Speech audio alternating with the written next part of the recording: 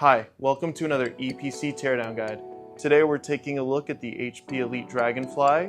While it's not too difficult to tear down, it does have some mild annoyances like star-bit screws and some annoying cables. But today we're going to show you how. Now, let's get into it.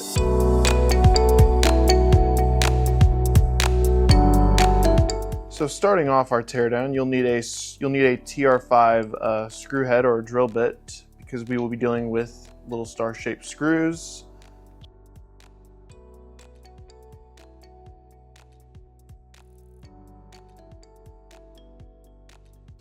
And that is the 4 screws needed for the back plate.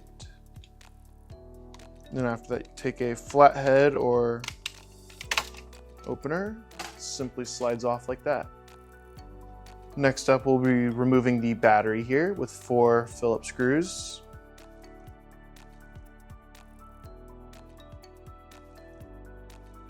You may have to maneuver your speaker cable a little out of the way to remove the last 2 screws.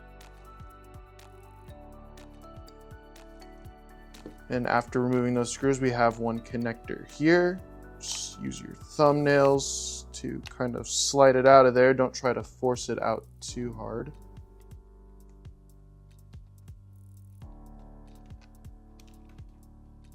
And then it should be able to slide right out like that. Next, we'll be taking a look at the speaker assembly. Normally there are 3 screws each on these units, but you might notice there are 2 missing. The laptop we were sent in did not have the missing screw, or was missing those 2 screws. However, every other screw seems to be included with the machine.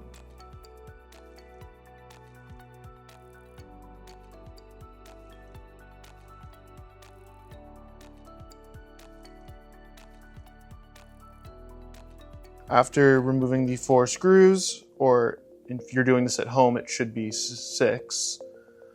We will have we'll have a connector here for the speaker. So remove that, thread out the cable. There's your speaker assembly. Next up, a very simple one is your storage device. It'll be under this little metal plate. Be careful when removing it, as it has very sharp edges and can cut if you apply too much force on trying to remove it. And then you'll have 1 screw here for holding your storage device in place.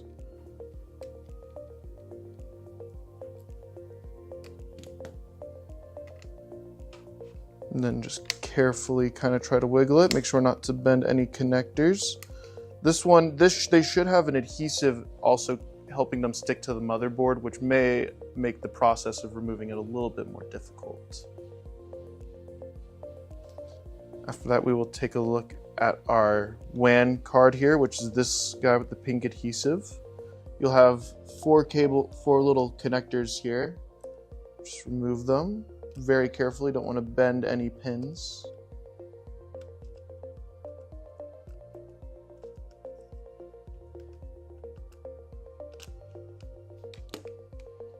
And then you'll unthread them through these little holders back here, though you don't need to thread them all the way back. This is probably as good as you want to get it. And then you'll have 1 screw holding the card in place.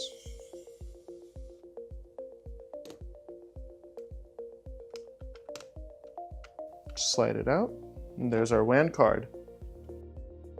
After that, we will take a look at our daughter board. You might notice there's a slight daughter board here. 5 screws, also holding our Ethernet jack.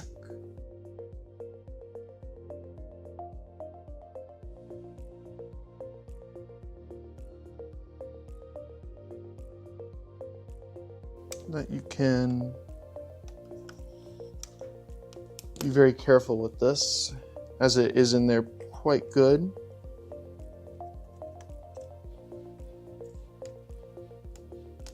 You want to grab it by the Ethernet jack and kind of try to carefully maneuver it out of the case. And there's our little daughter board.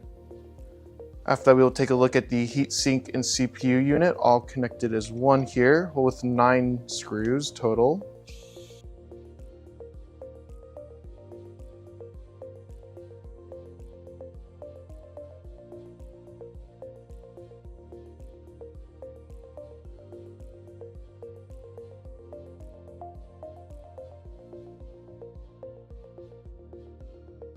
And we'll have two ribbon cables over here, very little, that are connecting the fan to the board. Always be very careful when messing with ribbon cables. They love to break easily. And then simply lift it up. There is our heat-sink and fan. You may also notice all the screws in the heat-sink and fan are captured screws, so they won't come right out. Just gotta know when to feel when they're loose. After that, let's take a look at our display unit. We have some cables that are kind of covering it. Also ribbon cables as well, though a little bit more sturdy than the ones we just worked on.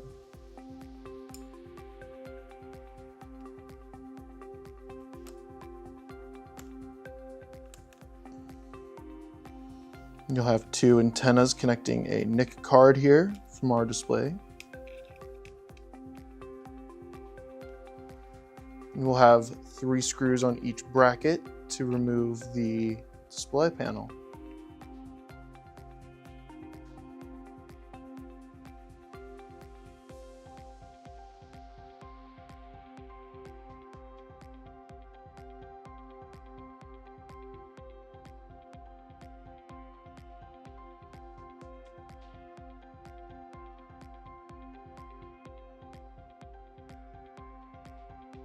After that, just open the display up like this. You should be able to get it to pop out like that. After that, we have the board itself with 4 screws and a few other things connected to it, some ribbon cables here and these guys here. Let's start by disconnecting the cables before we get to the screws.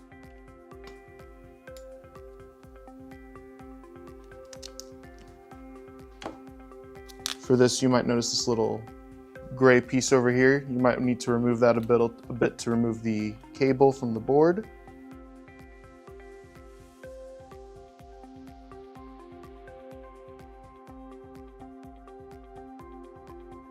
And then after that, let's get to our screws.